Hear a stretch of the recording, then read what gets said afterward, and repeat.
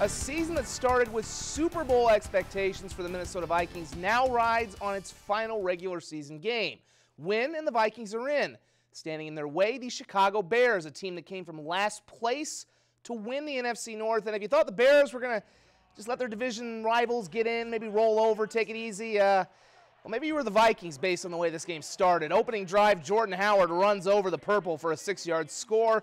It's 7-0. Minnesota's offense, best word I can use to describe, anemic. Kirk Cousins sacked by Eddie Goldman. Vikes down 13-3 at half.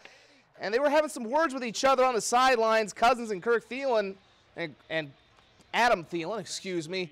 You can see Cousins saying he doesn't have time to make the throws. He had a little more time on this one in the third quarter. 2-yarder to Stephon Diggs. It's 13-10.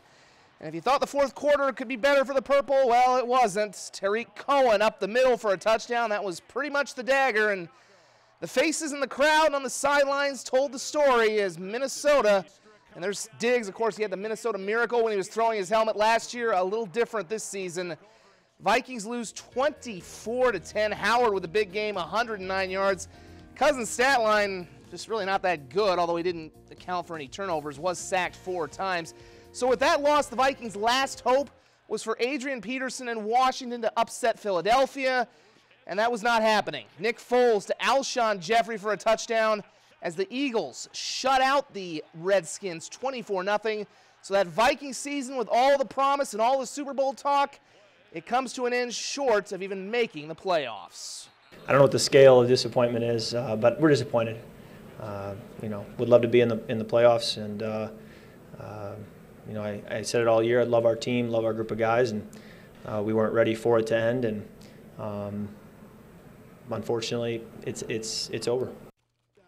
Well, a career day elsewhere in the NFL for SDSU alum Zach Zenner in Detroit in their finale at Green Bay. Here he gets a 13-yard touchdown run. Zenner ran for a career-high 93 yards on 21 carries, and he also had a career-long in the reception game as he takes this little screen pass and turns it into a 30-yard game. Big game for Zenner as he's trying to prove that he should get a spot on the roster next season after getting cut earlier this year, and his Lions get a big win, 31-0. Also a great day for University of Sioux Falls alum Dennis Gardeck, the undrafted free agent for Arizona, recovers a blocked punt in Seattle for his first career touchdown. That actually helped tie things up. The Seahawks would kick a field goal late, and they get the victory by a final of 27-24, but congrats to Gardeck on a great moment. In the AFC West, Kansas City at long last clinches the division title and top seed overall in the AFC with a win over Oakland. Meanwhile, the Chargers get a win at Denver. Chargers will head to Baltimore next week for the playoffs. And in the game you just saw right here on KDLT, Indianapolis clinches a playoff spot. Adam Vinatieri, the SDSU alum and native South Dakotan, 2 field goals, including a 53-yarder, the ageless wonder, is going back to the postseason. After a 12-2 non-conference performance that nearly landed them in the top 25, the USD women's basketball team begins Summit League play today, having not lost a league game in the regular season since February of 2017, and playing perennial cellar dweller North Dakota State. Certainly didn't seem like that streak was in danger today, although the Bison had other ideas in the first quarter. Marina Fernandez feeds Emily Dietz. Dietz for the layup. Bison start the game on a 7-0 run. And then South Dakota answers with a 15-0 run. Madison McKeever makes some space and knocks down the jumper. She had 13 points. She's actually from near there at Winnimac High School. And then in transition, Liv Korngable finds Monica Ahrens for the 3. As USD was up by 2 after 1, and they pull away beginning in the second quarter. It's Chloe Lamb, the Sully Buttes alum, for the jumper. Hannah Shervin also had 15 as the Coyotes roll 67-41. Well, 24 hours ago, the Southwest Minnesota State men's basketball team was playing in front of 12,000 fans at Pinnacle Bank Arena in Lincoln against Division I Nebraska. Following a loss, the Mustangs hopped on a bus and dove right back into NSIC conference play at Sioux Falls this afternoon. The coup honoring Chris Johnson for his 250th career win. And this game really honored basketball because it was a pretty good one. Trayvon Evans, who had 29 points with a rare miss, but there's Justin Taylor for the putback as USF takes a 2-point lead. The Mustangs go to their leader, Ryan Brueggemann, the senior, with a sweet drive and pull-up. He led all scorers with 31 points. This was a nip-and-tuck affair for both the first and second half. Chase Grindy inside for 2 of his 13 points to tie things up. Then on the other end, though, check out Taylor Schaefer. Shot clock's winding down. He's got a man in his grill.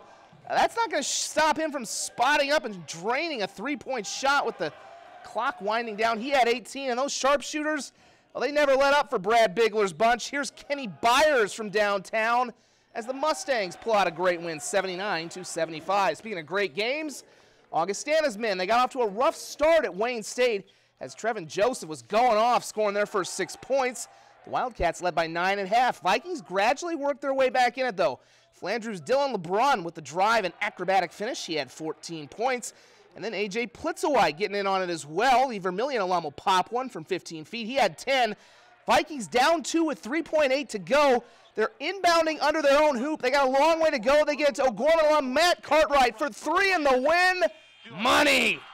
He had 22 points to lead him. None more important than that last one as the Vikings get a win at the buzzer, 72-71. The Hoop City Classic concluding out in Mitchell. Of course, they play some college games in that as well. Dakota State falls to Peru State, while Dakota Wesleyan hits 100 in their victory. The Mustang and Cougar women also in action at the Stewart Center, down by as many as 10. The Mustangs storm back in the second quarter. Here's Malia Reinert with the hoop and the harm as SMSU goes up by 10.